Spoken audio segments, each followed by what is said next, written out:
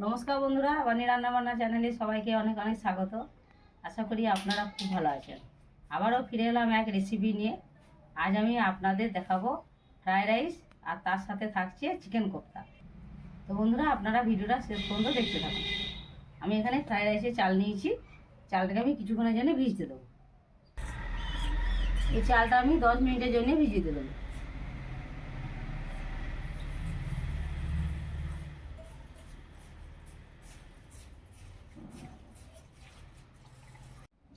তো বন্ধুরা, চালটা 10-15 মিনিট হয়ে গেছে।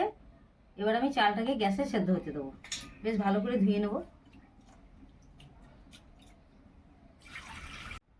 ফ্রায়েড রাইসের সবজিগুলোকে আমি এবারে ভেজে নেব।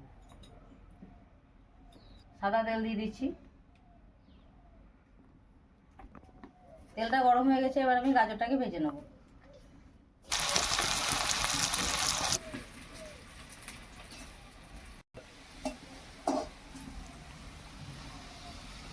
গাজরটা ভাজা হয়ে গেছে, গাজরটাকে আমি তুলে নিচ্ছি।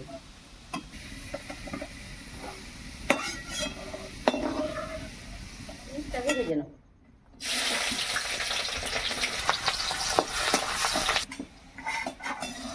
বিনসটা ভাজা হয়ে গেছে, বিনসটাকেও আমি তুলে নিচ্ছি।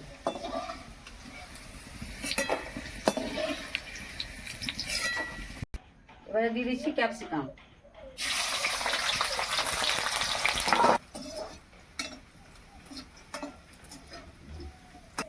ক্যাপসিকামটা তুলে নিচ্ছি।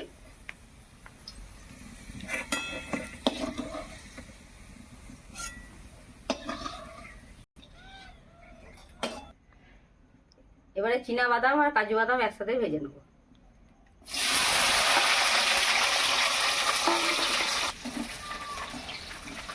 বাদামটা বেশি ভাজার প্রয়োজন হয় না, এটা সামান্য একটু ভেজে আমি তুলে নেব।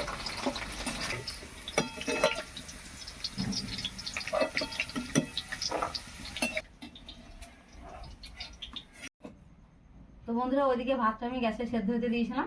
ভাতটা আমার সেদ্ধ হয়ে গেছে, এটাকে আমি দুটো থালাতে ঢেলে ঠান্ডা হতে দেবো।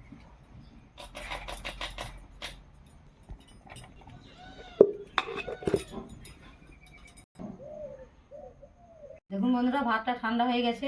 এবার এখানে যে আমি সবজি আর বাদামটাকে ভেজে রেখেছিলাম, সেটা আর্ধেক আর্ধেক করে দুটো থালাতে নিয়ে নেব।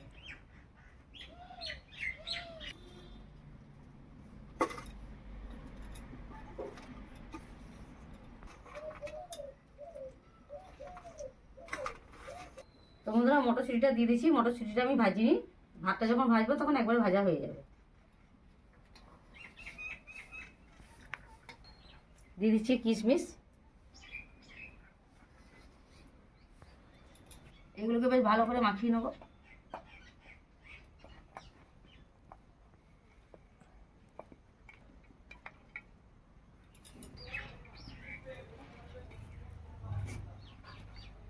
মাখানো হয়ে গেছে, এবার আমি আবার উনুনের কাছে চলে যাব। বন্ধুরা, আবার উনুনে কড়াই বসিয়ে দিয়েছি। ওই সবজিগুলো ভেজে রাখা তেলে আমি 1 চামচ ঘি দিয়ে দিচ্ছি।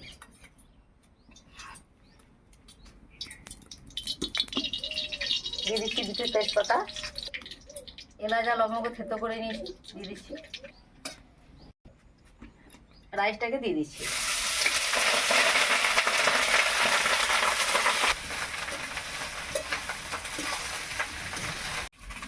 দিয়ে দিচ্ছি সামান্য লবণ।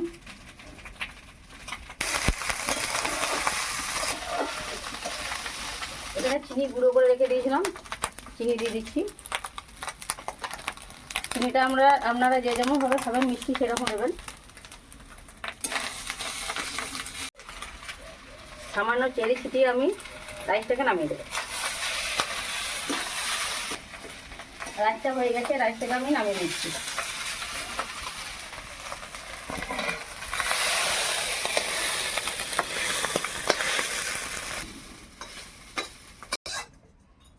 আবারও কড়াই চাপিয়ে এই থালায় রাইসটাকে একই পদ্ধতিতে আমি ভেজে নেব। আবারও ভেজে রাখা ওই তেলে আমি 1 চামচ ঘি দিয়ে দিচ্ছি। দিয়ে দিচ্ছি তেজপাতা, দিয়ে দিচ্ছি এলাচ আর লবঙ্গ, দিয়ে দিচ্ছি রাইসটা।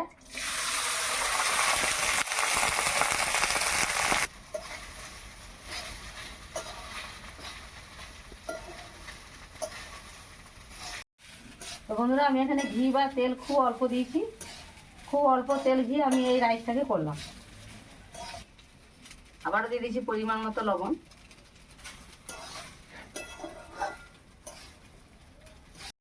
দিয়ে দিচ্ছি চিনি গুঁড়ো,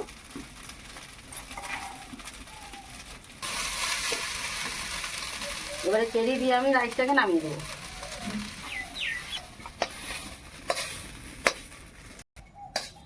তো বন্ধুরা এবার আমি মাংস কোপ্তাটাকে করে নেব।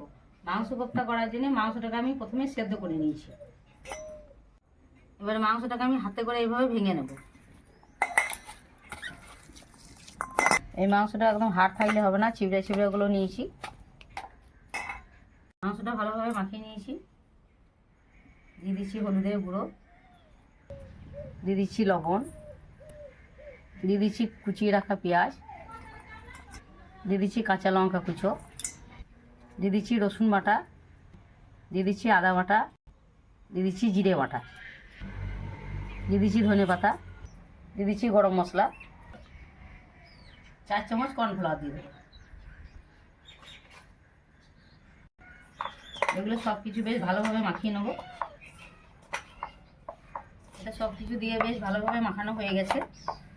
এটা এইভাবে করতে হবে, এটা খুব বেশি নরম করলেও হবে না, খুব বেশি শক্ত করলেও হবে না। এবার হাতে একটু তেল নিয়ে এগুলোকে গোল গোল করে পাকিয়ে নেব।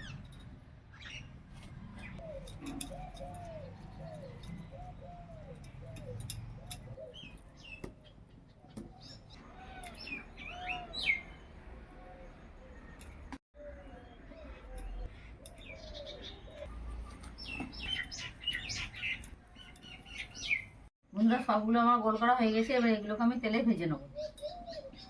তো বন্ধুরা উনুন ধরিয়ে কড়াই বসিয়ে দিয়েছি, আমি সাদা তেল দিয়ে দিচ্ছি। তেলটা গরম হয়ে গেছে, এবার আমি এগুলোকে ভেজে নিচ্ছি।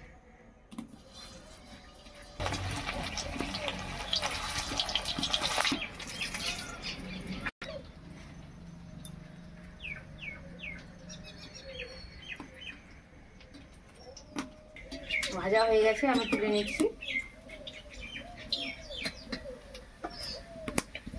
এইভাবে সবগুলোকে ভেজে নেব। সবগুলো ভাজা হয়ে গেছে, সবগুলোকে আমি তুলে নিচ্ছি।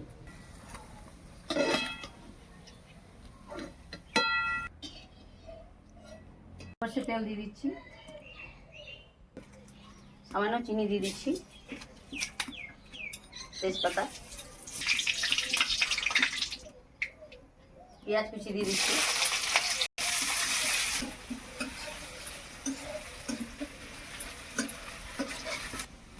দিয়ে দিচ্ছি কাঁচা লঙ্কা, রসুন বাটা দিয়ে দিচ্ছি, আদা বাটা দিয়ে দিচ্ছি, ক্যাপসিকাম কুচি দিয়ে দিচ্ছি, জিরে বাটা দিয়ে দিচ্ছি,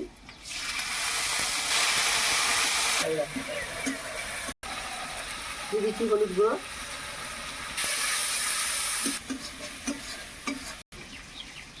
দিয়ে দিচ্ছি পেস্ট করা পেঁয়াজ, দিয়ে দিচ্ছি টমেটো পেস্ট। বেশ ভালোভাবে এগুলো কষিয়ে নেব। দিয়ে দিচ্ছি সামান্য লঙ্কা গুঁড়ো,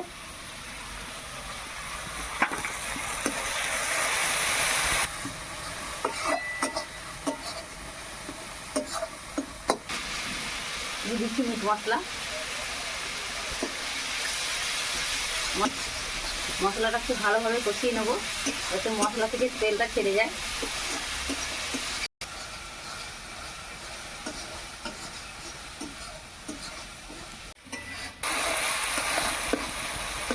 দেখুন বন্ধুরা খুব সুন্দর কালার এসছে, মশলা থেকে তেলটাকে ছেড়ে যাচ্ছে।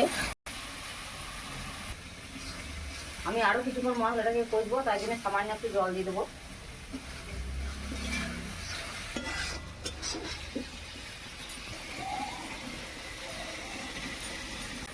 সামান্য টমেটো সস দিয়ে দিচ্ছি।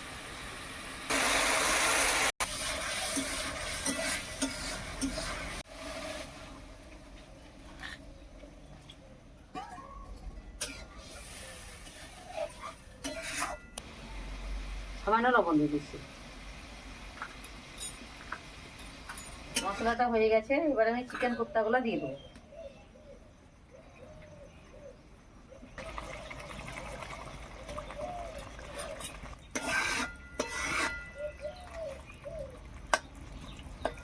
বন্ধুরা এটা হালকা আছে, কিছুক্ষণের জন্য আমি ফুটতে দেবো যাতে কোপ্তার ভিতরে মশলাটা ভালোভাবে ঢুকে যায়।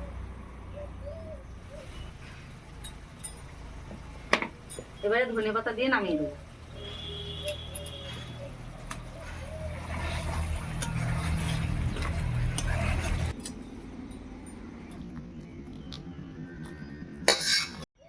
তো বন্ধুরা, আজকে ফ্রাইড রাইস আর চিকেন কোপ্তা রেসিপি আপনাদের কেমন লাগলো অবশ্যই কমেন্টে জানাবেন।